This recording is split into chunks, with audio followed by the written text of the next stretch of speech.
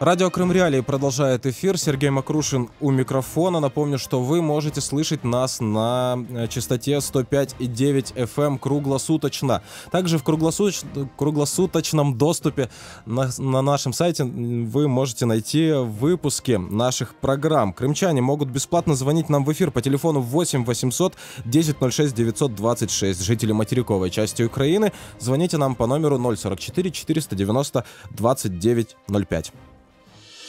Тема дня. Поговорим сегодня об украинской свободной экономической зоне Крым. Она еще какое-то время продолжит свое существование. Об этом стало известно после вчерашнего голосования Верховной Рады Украины. Будет ли отменен в итоге этот закон о свободной экономической зоне с аннексированным полуостровом? Каковы итоги ее работы за 3,5 года и как отмена СЭС Крым может отразиться или не может отразиться на жителях Крымского полуострова. Об этом после сюжета, подготовленного моими коллегами. Крым в центре внимания.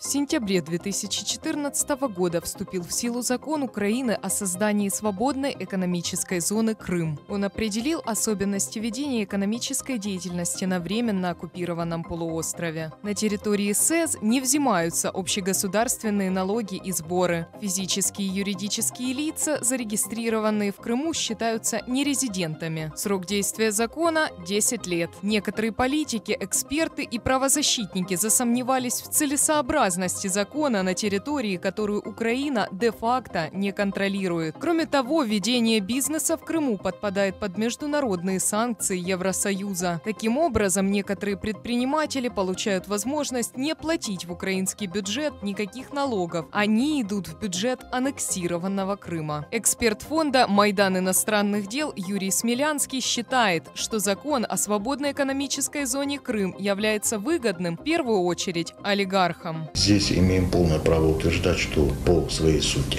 это был чисто лоббистский закон.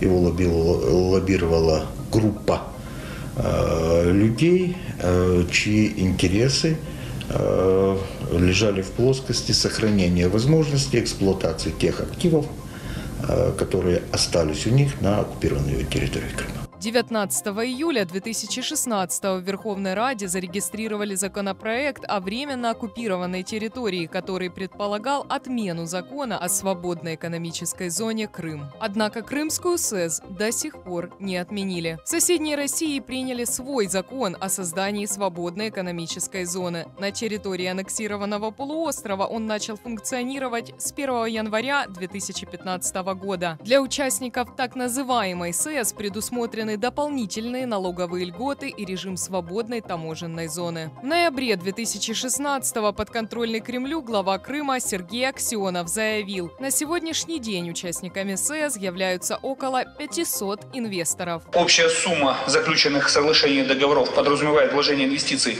около 75 миллиардов рублей и создание около 27 тысяч рабочих мест. Конечно, ситуация для нас знаковая, мы этим инструментом должны с вами правильно пользоваться. Аксенов добавил, крымские инвесторы все же сталкиваются с определенными проблемами, в том числе внутри таможенного союза, но примеров он не привел. А уже в 2017 году подконтрольный Кремлю министр экономического развития Крыма Андрей Мельников сообщил о возможном расторжении договоров с участниками СЭС. Он объяснил, инвесторы не вкладывают те суммы средств, которые предусмотрены в договорах, и не предоставляют необходимую отчетность. Российский чиновник отмечает, Крымская СЭС требует новых механизмов регулирования и качественных инвесторов. Крым в центре внимания. Радио Крым Реалии, Сергей Макрушин у микрофона. Обсуждаем мы судьбу украинской свободной экономической зоны Крым, итоги ее работы, будет ли она в итоге отменена. С нами на связи Рифат Чубаров, народный депутат Украины, глава Меджлиса крымско-татарского народа. Рифат ага, здравствуйте. Итак, первый вопрос вам. В чем, по вашему мнению, важность принятого вчера закона об особенностях государственной политики по обеспечению государственного суверенитета Украины над временно оккупированными территориями Донецкой и Луганской областях, и какова была логика нахождения в этом законе вот этого пункта о Крыме, об отмене СЭС? Доброе утро всем. Помните, когда закон принимался в первом чтении еще в октябре 2017 года, я тогда, как и некоторые мои коллеги, заявили о том, что невозможно его принятие в случае, если в этом законе совершенно не будет указана и Автономная Республика Крым, и город Севастополь, как части территории Украины, оккупированные Российской Федерацией, и как те части территории, которые подлежат возвращению под государственный суверенитет Украины. В числе тех более чем 670 поправок, множество поправок касались именно Автономной Республики Крым и города Севастополя. И следует заметить, что в ходе голосования за эти поправки, в общем-то, в закон включено, с моей точки зрения, достаточно тех поправок, которые значительно улучшили закон с точки зрения взаимосвязи отдельных районов Донецкой области, Донецкой и Луганской областей и оккупированным Крымом и Севастополем. Как мне представляется, я в этом просто убежден, теперь такой, знаете, принципиальных позиций государства в отношении своих задач, оценки в части последствий российской агрессии, мы только насколько это было возможно в законе, направленном на решение вопросов, связанных с Донецкой областей, мы включили и наш с вами родной Крым.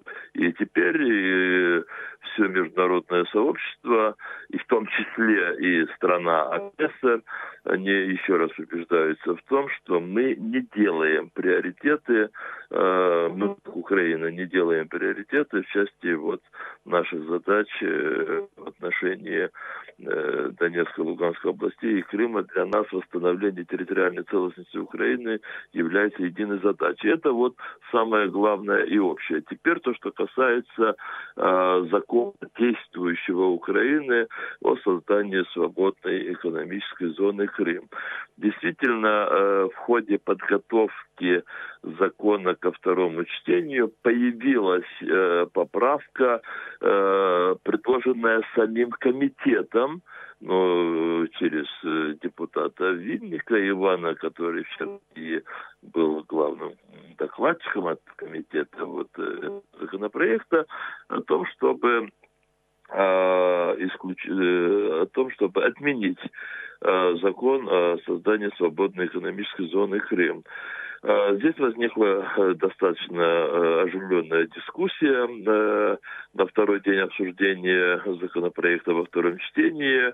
И те, кто следил за ходом обсуждения, они знают о том, что возникли в этом случае большие опасения, что с отменой закона просто рушатся те шлюзы, которые сегодня установлены во взаимодействии между материковой Украиной и оккупированной частью Украины, Автономной Республики Крым. Шлюзы имеется в виду исключительно в части такой неограниченной торговли с этой территорией, то, что было, в принципе, до сентября 2015 года, а с осени 2015 года и прекращение уже поставки услуг в виде электроэнергии. Дело в том, что именно базируясь на этом законе, на КППВ между материковой Украиной и оккупированным Крымом находятся таможенные службы, которые обязаны осуществлять действия такого дела. Сегодня им вменено это на основании постановления Кабинета министров, также находятся пограничные службы.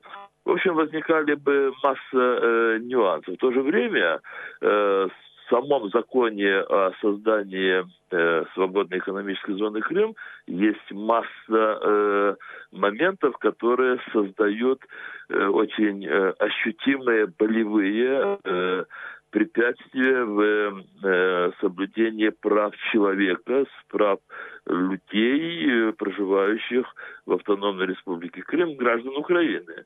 А то, что они должны быть отменены, в этом ни у кого нет никакого сомнения. В частности, я назову наиболее эту болевую с точки зрения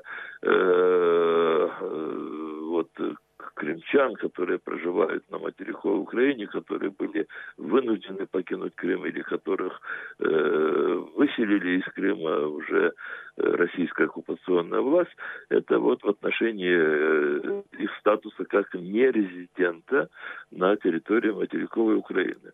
Проще говоря, я очень долго рассказываю, в ходе этого обсуждения отменять закон или оставлять его, мне кажется, что шли к очень такой конструктивной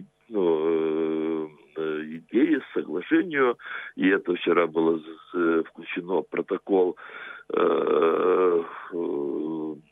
самого заседания Верховной Рады по утверждению закона о восстановлении государственного суверенитета в части Донбасса.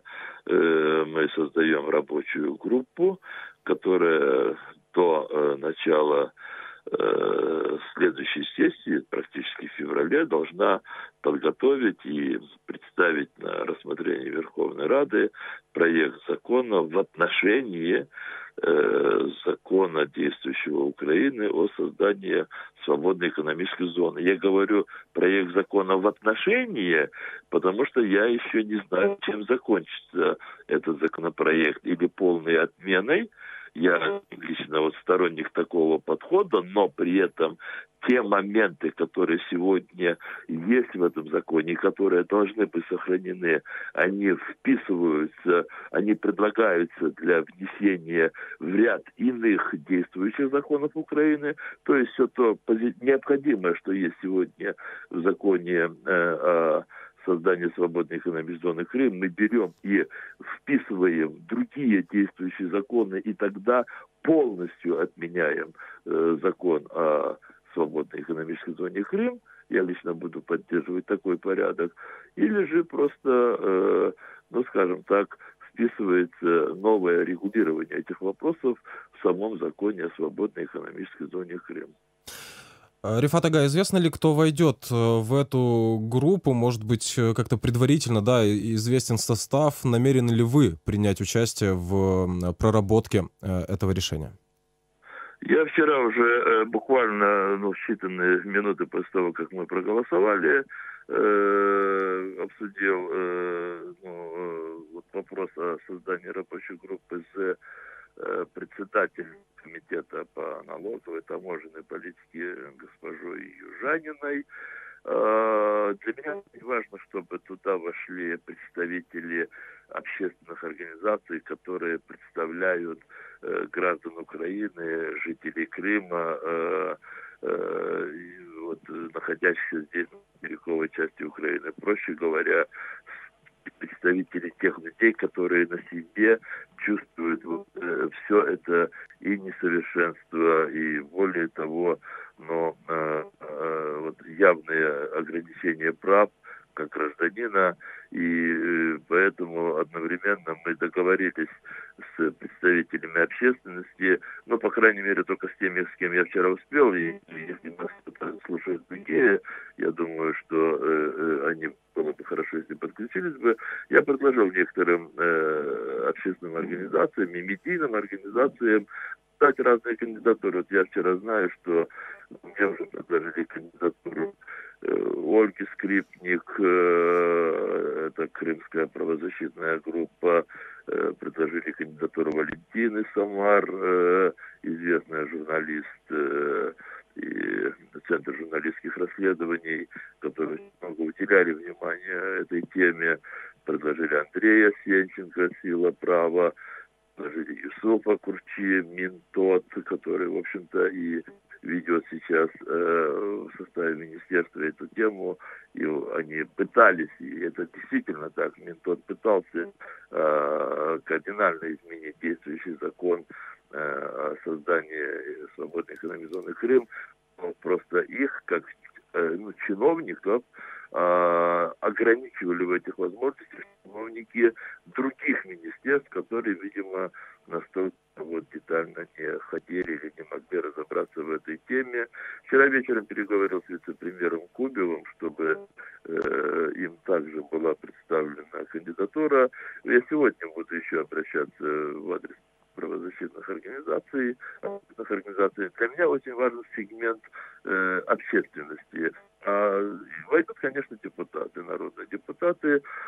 Я не знаю, буду ли я сам напрямую в составе рабочей группы, но то, что, конечно, я буду стараться, чтобы то, что мы позавчера обсуждали в ходе рассмотрения этого вопроса в Верховной Раде, чтобы оно реализовалось. Я чувствую свою ответственность.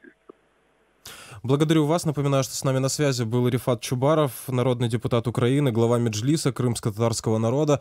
Обсуждаем мы судьбу свободной экономической зоны Крым. К политическим оценкам мы еще, возможно, успеем вернуться в нашем эфире. Давайте теперь посмотрим на эту ситуацию с экономической точки зрения. С нами на связи Алексей Стародубов, директор Крымского экспертного центра. Алексей, здравствуйте. Итак, можем ли мы сейчас подвести какие-то предварительные итоги существования свободной экономической зоны Крым?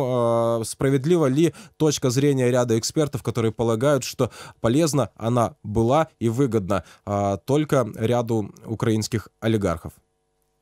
На мой взгляд, несправедливо, потому что если мы будем анализировать ситуацию с предприятиями так называемых олигархов украинских и анализировать судьбу этих предприятий в Крыму, то мы увидим, что большинство предприятий, которые принадлежало украинским олигархам, они были национализированы буквально на протяжении 2014 года.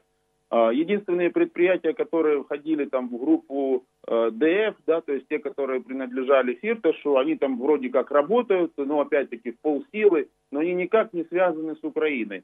В данном случае есть смысл отметить, что те, кто не принял правила игры, установленные Российской Федерацией на территории оккупированного Крыма, они просто-напросто попали под каток национализации и либо же каким-то другим образом были закрыты, и деятельность их свелась на нет. Каким образом влияла на это все свободная экономическая зона Крым? Да никаким. И смысл был лоббировать этот закон, когда у тебя забирают предприятия. То есть поэтому логика здесь, она просто-напросто отсутствует. А на жизни простых крымчан, как этот закон отразился? Рифат Чубаров, с которым мы разговаривали перед тем, как перейти к разговору с вами, он обратил внимание на то, что на основании этого закона, например, крымчане были признаны, появилось постановление Нацбанка о признании крымчан нерезидентами на материковой части Украины. Сложно не согласиться с этим, поскольку действительно, кроме негатива, этот закон ничего не принес. То есть признали простых людей нерезидентами, создали массу проблем на территории Украины именно. Торговли как таковой не ведется с Крымом, то есть то, на что был направлен, собственно, этот закон. Деятельности на территории Крыма украинские предприятия не ведут, международные финансовые организации не работают с Крымом.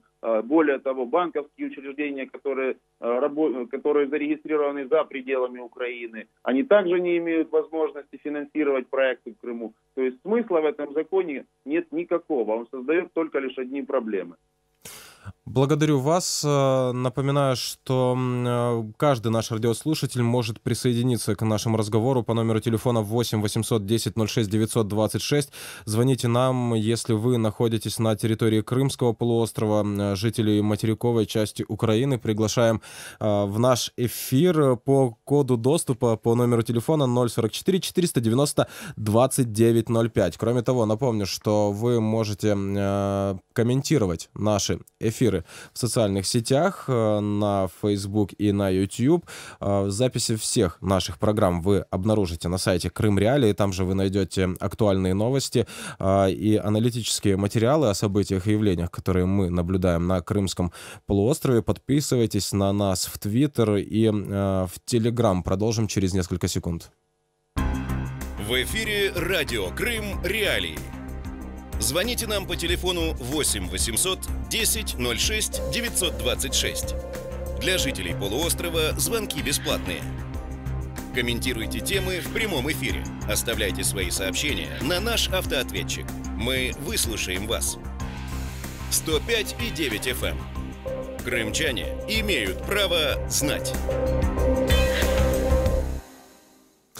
Итак, это радио Крым Реалии, Сергей Макрушин у микрофона. Напомню, что обсуждаем мы сегодня утром судьбу свободной экономической зоны Крым. Отменить нельзя оставить. Вот где в этой конструкции необходимо поставить запятую. Обсуждаем сегодня с нашими экспертами. Напоминаю, что в роли эксперта может быть каждый наш радиослушатель в нашем эфире. Для этого достаточно позвонить по номеру 8 800 10 06 926, если вы находитесь на Крымском полуострове, если вы на материковой части Украины, звоните нам по номеру 044 490 2905. Напомню, что вчера Верховная Рада Украины проголосовала за закон об особенностях государственной политики по обеспечению государственного суверенитета Украины над временно оккупированными территориями в Донецкой и Луганской областях. Но из этого закона был изъят пункт об отмене закона о свободной экономической зоне Крым. Соответствующее положение теперь рассмотрит рабочая группа при Комитете по налоговой и таможенной политике. О том, каким может быть состав этой группы, говорил в нашем эфире уже народный депутат Украины, глава Меджлиса крымско-татарского народа Рифат Чубаров. Далее немного информации с сайта Крым Реалии. Председатель Верховной Рады Украины Андрей Парубий поручил рабочей группе разработать законопроект о свободной экономической зоне в оккупированном Крыму. По мнению заместителя министра по вопросам временно оккупированных территорий и внутренне перемещенных лиц Украины Георгия Туки, создание подобной рабочей группы – это попытка заболтать проблему. Далее цитата. «Существует в Крыму два предприятия, которые продолжают работу в этой зоне. Оба принадлежат Фирташу», заявил Георгий Тука в комментарии Крым Реалии. Продолжаем эфир. С нами на связи Андрей Сенченко, политик, председатель общественной организации, правозащитной организации «Сила права». Андрей Веленович, здравствуйте. Итак, ваша оценка тех событий, которые вчера произошли в Верховной Раде Украины, как вы и опасались, норма об упразднении закона о свободной экономической зоне Крым была исключена из законопроекта.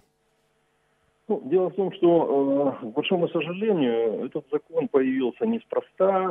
Этот закон был пролоббирован и принят в свое время, так сказать, за деньги украинских олигархов. И наиболее заинтересованными в тот момент времени в принятии этого закона являлись господин Фирташ и господин Коломойский, который, Фирташ в силу того, что у него заводы «Титан» и содовый завод в Армянске и Красноперекопске на севере Крыма. И Коломойский в силу того, что он не хотел возвращать депозиты крымчанам, и поэтому очень важно было всех их обозвать нерезидентами.